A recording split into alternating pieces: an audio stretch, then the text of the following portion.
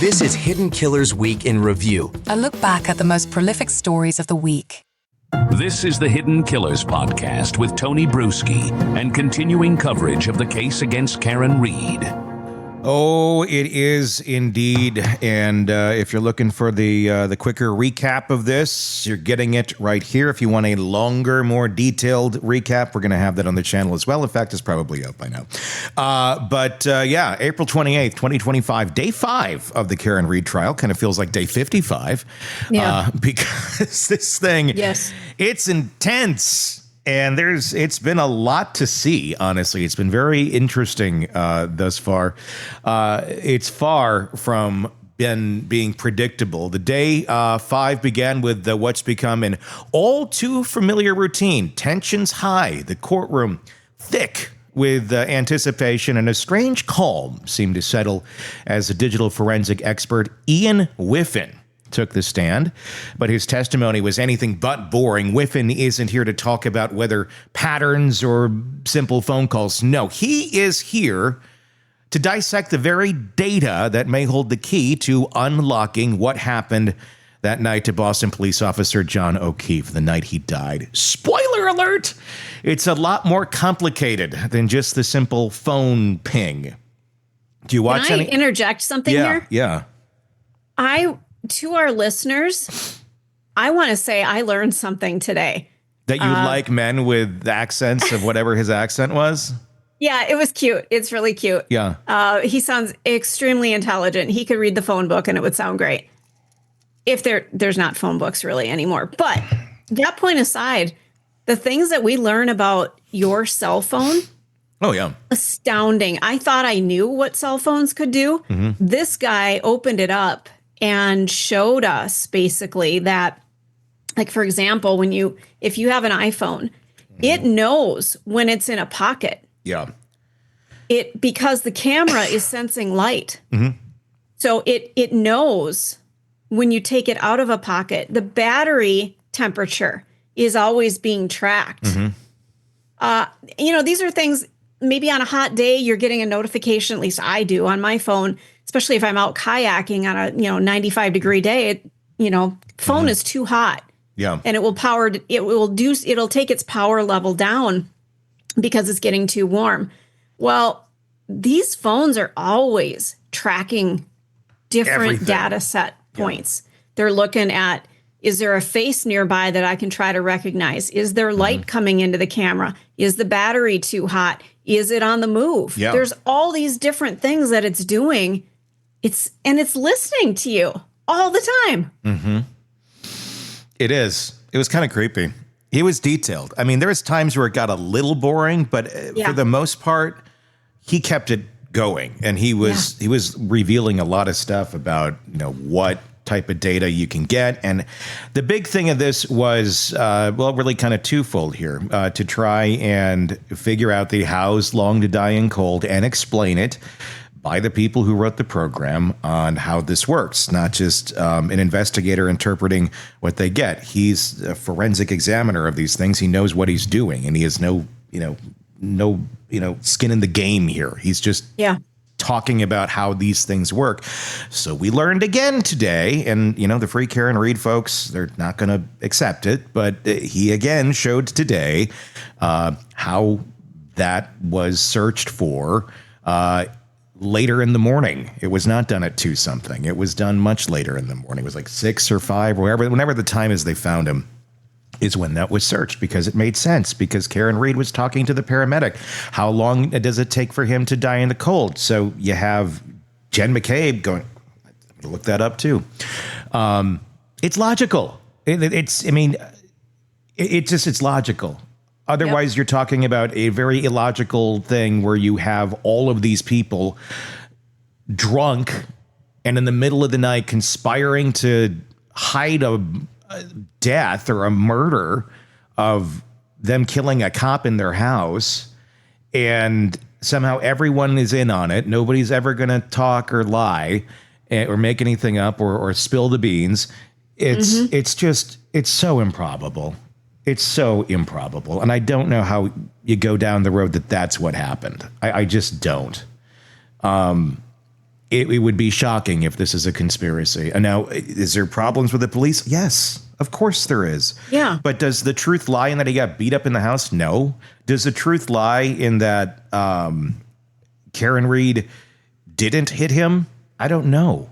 And that's the thing with this case. I don't know. There's starting to be a lot of evidence, more than I thought in the past, pointing to consciousness of guilt, pointing to like she knows something's wrong with John, and leaves. Well, at least according to her, she didn't think he had, he wasn't mortally wounded, which is a weird thing to say. I've never said that about anybody. No. And then why would you be saying that?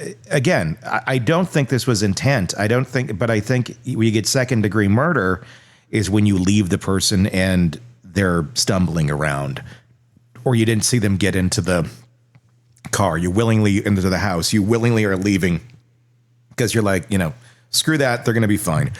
You're not thinking, I just, killed him, because I'm guessing he was moving around a bit at that moment in time. We also learned today from the Cellbrite guys that John didn't move. He wasn't in the house. His phone is pinging from the front yard. Yep. The only pings are from the front yard. For those of you who missed it, Whiffin's job is to make sense of all those complicated little breadcrumbs our phones have left behind. It's like tracking a ghost through the modern world, except the ghost just been hit by a car, or maybe not. O'Keefe's phone, yes, the one that registered all that cold, lonely data in the dead of night, was supposed to tell a tale, and it did. But the stories got more twists than a thriller novel. Whiffen calmly explained that O'Keefe's phone arrived at 34 Fairview Road at exactly 12:24 a.m. And then nothing. The phone stayed right there in front of the house, not moving an inch from that moment until the body was discovered hours later. And they got that from multiple pings. What's going on down there, buddy? What's happening? Furball. Aw. You good? I was like, okay. Buddy, I can't pick him up. He's a large dog. I'd show you him. He's a border collie. But yeah. Sorry, bud. It's okay, bud. He looks like he's fine. All right, continuing on after the furball. From that moment until the body was discovered hours later, the temperature of the phone, battery drops, okay? It's ticking down like a clock, counting down to the seconds. Something bad is going to happen. Whiffen paints the picture with every data point, turning the phone into a silent witness. It stays cold. So the phone didn't move. It was a complete lack of the movement after 12:24 a.m. The phone was there. O'Keefe, not so much. You can almost feel the room's collective gasp when Whiffen drops another bomb. That weirdly timed Google search about how long it takes to die in the cold. Yeah, not what the defense thought. The time stamp made it look like Jennifer McCabe had searched for that dark question at 2:27 a.m., well before O'Keefe's body was found. But no, Whiffen carefully debunked it.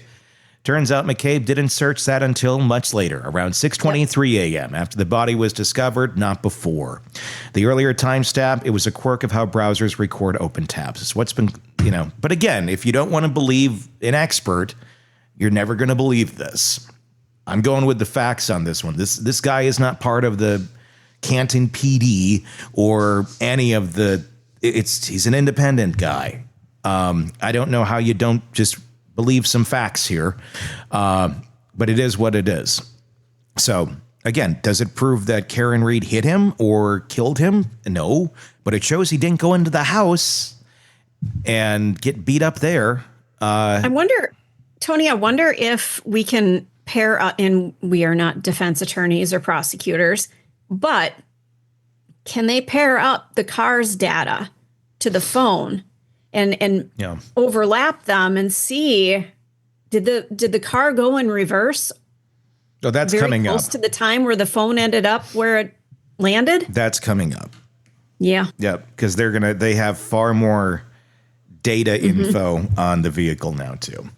They may be able to prove that something happened between the phone and the car, and a body got in the way. Well, it's funny because that's what everybody knows, or that he's, or that the body got. I don't know if they can show that, but we're going to see because they have sensors too, and impact sensors. So we're going to see if there's an impact sensor that was triggered on this car. But what they're basically doing is disproving the made up story that he went in the house. A story, okay. And if you don't have that story, if they never went down that road, it would just be Karen out there. And she's the last one who saw him. So I think that's a much easier argument to make, but you're going down this road of he got beat up in the house and da-da-da-da-da-da. That, and it can be proved wrong on that, then no one else is going to trust anything else you have to say. So I think this whole house story is insane. I don't think it benefits Karen Reed at all. And it should have been looked at very differently. But again, I don't know that second-degree murder charges should have ever been made either. So we have the cross-examination by defense attorney Robert Alessi. Alessi isn't letting it go. He's trying to poke holes, questioning every aspect of Whiffen's analysis. But here's the thing. No matter how hard he pushes, Whiffen stays cool, laying down the facts. Like it's just another day in the office. No, the phone didn't move. No, the health data doesn't suggest O'Keefe entered the house. Yes, O'Keefe's device likely stayed out in the cold, the kind of cold that chills you to your core.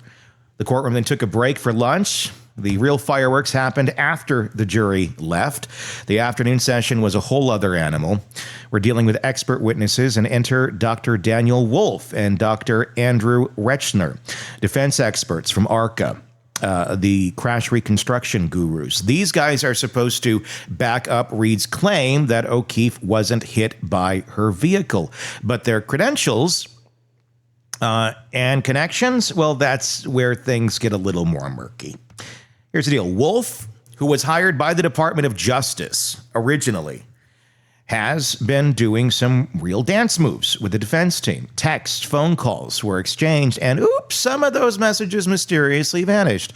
Wolf admitted he deleted his text routinely, and when asked why he used Signal, an encrypted messaging app, he had some interesting reasons. Apparently, after the first trial, Wolf got some undesirable attention online, and the defense advised him to protect himself. So using Signal was all about safety and confidentiality.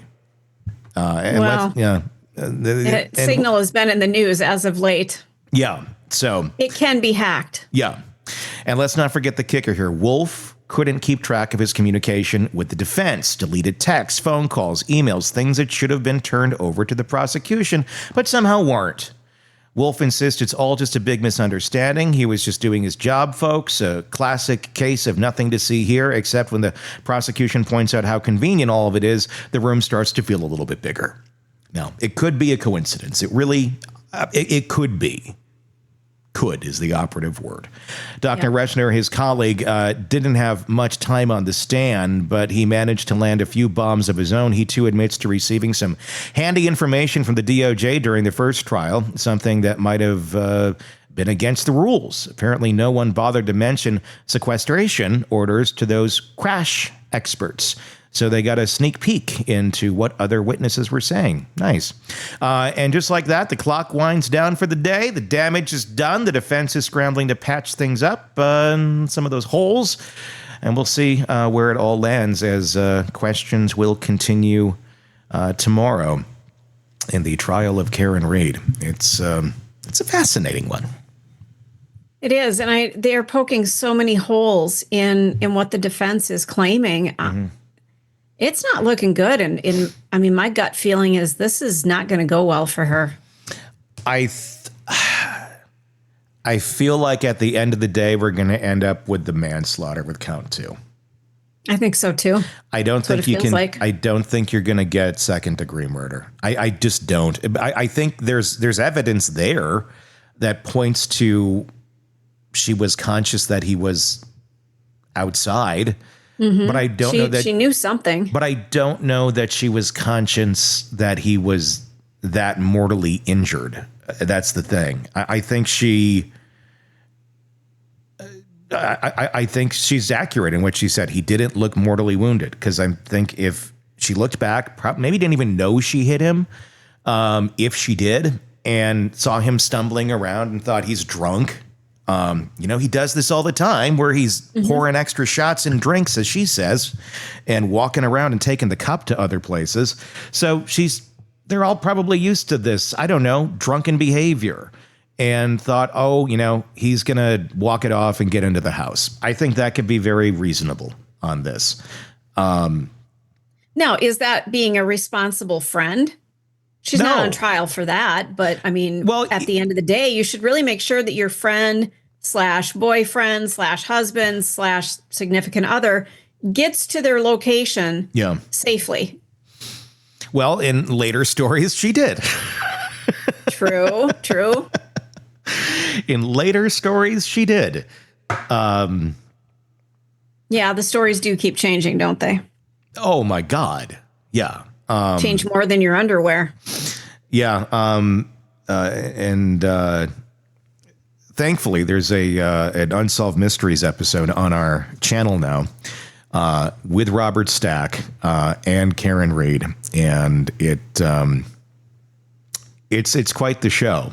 It gets into the case. And what time we got here? I think maybe is it Wicked Smart? I think maybe we should watch a little bit of Unsolved Mysteries. Do we need popcorn? You never give us warning to get our popcorn ready. Would you kind of pay attention to that, please? Yeah, I'll think about it more next time. There's also a long distance dedication from Casey Kaser from Karen to her bartender. That's out there too. Things I do in my weekend is basically what this is all about. So here we go. We're going to go back in time. This is satire. This is not real, kids, and some things have been embellished because it's comedy. It's quite the episode. So let's move this over here and we'll watch it together. Pardon me while I make sure I don't have to run to the basement. We're under tornado stuff. Are you under a warning? Nope, not yet. I thought we were. All right. We're good. We're good for another 20 minutes. I would say if you were, that's just tough. You have to tough it out. Okay. Tough it out. We're on the air. All right. It's just like when we were covering severe weather. Like in radio, when you had the flu and they'd hand you a waste paper basket and go, here. or severe weather. I mean, that was, that's basically the same sort of thing too there. Where it was just, okay, well, that's great. But we got to cover this. And all right, here we go. You'll die. Unsolved Mysteries. Air. Let's watch. Tonight on Unsolved Mysteries, how many weak vodka tonics, how many desperate shots does it take to make one real drink? For Karen Reed, the answer remains as elusive as the truth itself. Somewhere between missing memories, shifting stories, and 4 bonus shots, the line between sobriety and disaster disappeared. Good Lord, Tony.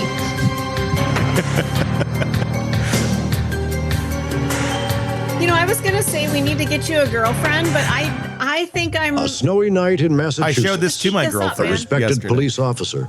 And a woman whose recollection of the evening is about as stable as her blood alcohol content. Officer John O'Keefe went out for a night of celebration. Hours later, he was found battered and frozen, a few yards from a house full of people who swear they saw nothing. At the center of the mystery, his girlfriend, Karen Reed. A woman whose timeline changes more often than the specials board at the Waterfall Bar. First, Karen claimed she dropped John off safely and watched him walk bravely into the house. Probably. Then she remembered she didn't actually see him go inside because she left before the ending. Or maybe he poked his head through the door like a shy raccoon and then evaporated. Or maybe, and this is important, he didn't look mortally wounded when she sped away. He didn't look mortally wounded as far as I could see, but could I have done something that knocked him out and in drunkenness and in the cold didn't come to again? And this would have been the moment you dropped him off at the party. Yeah. As investigators searched for answers, one question remained. Did Karen Reed know more than she was willing to admit? I don't know. What if I ran his foot over, or what if I clipped him in the knee and he passed out or went to care for himself and he threw up or passed out, and David said, yeah, then you have some element of culpability. At first, Karen suggested she was simply confused. I said, could I have hit him? Did I hit him? How could that have been? I mean, you dropped him I off at don't the know house. what else could have been. It was howling wind. I had YouTube blasting on the stereo, and I thought, did he somehow try to flag me down, which was the reaction I was hoping to garner as I slowly pulled away from the house. Did he come out and maybe trip or bend over to pick up his cell phone, and I ran over his foot and then he passed out drunk? I mean, I didn't think I hit him, but could I have clipped him? Could I have tagged him in the knee and incapacitated him? A panicked girlfriend asking a heartbreaking question. It's kind of to the point that I even wonder, did I even say the word hit at all? I've just been told it from the beginning, and I know it, I thought it, like, could I be responsible? Because I don't know what the hell happened. So, yeah, if anything, I said, could I have? Because I did question that in the early innings. But now I'm like, Jesus, did I ever even say hit? But as time went on, her explanation grew more complicated. My memory is not as sharp when I drink as it is when I don't. But I don't black out. I don't wake up and say, I can't remember anything from the night before. So there's no part of me that thinks I hit John. I know I didn't hit John. And then this shit. Could I be responsible? Because I don't know what the hell happened. And that shit. I remember everything. I said, could I have hit him? Did I hit him? I mean, I'm not as clear as I would be if I hadn't been drinking. I mean, I had drank, so, and that led me to question, like, could I have hit him? Did I run over his foot or hit him in the knee? Did I incapacitate him? And this shit, too, for good measure. And she tells me that John didn't come home, they got into a fight, and that she left him at the waterfall. And I say, Karen, we saw you outside of my sister's. And what was her response? She told me that she didn't remember going there. And then she started yelling, Jen. And then she was saying, did I hit him? Could I have hit him? And this is while you're still in your home and you're in your bed, correct? Correct. And then she proceeded to say that she had a cracked taillight. And that shit. I remember everything. I may have said to Carrie, I'm worried he's dead or something. But I didn't say unequivocally in a declarative statement, Carrie, John's dead. And if I had killed him, why would I be saying that? Soon the story evolved again. He said, I'll run in. So when John got out of the car at Brian Albert's house, he took my full vodka soda, which is sitting in the cup holder. And he walked up the driveway, and John always kind of skipped and walked at the same time. He was always in a rush. And I saw him reach the breezeway door, which is the side front door. And he opened the door and went to walk in. And I waited probably a minute, and he doesn't come. And it only took like 2 or 3 minutes for me to be irritated. So I called him. I didn't want to wait for him to respond to a text. And he didn't answer. I said, you've got to be kidding me. What are you doing? You just went in and I'm sitting here. Either we're welcome or we're not, but it shouldn't take you 5 minutes to determine that. And then about 10 minutes went by, and I left, and I was not happy. John, you are using me right now. You're a loser. Yourself. And little did I know, John was not getting my phone calls. And then that was it. The last I ever talked to him was when he got out of my car at Brian Albert's house. Each telling raised new questions and fewer answers. Yet despite her own uncertainty, Karen Reed's confidence would eventually return. And then this shit. It's impossible for me to have any sympathy for any of these witnesses. Definitionally, is it harassing witnesses? Yes, they're witnesses against me in my prosecution. And is he yelling things at them? And is he going up to their front doors and ringing the bell? Yes. But they shouldn't be witnesses. They should have been suspects. So it's not cut and dry. How Karen Reed first said she saw John get out of the car and walk toward the house. Then she said she didn't see him go in. Then she said he poked his head through the door and disappeared.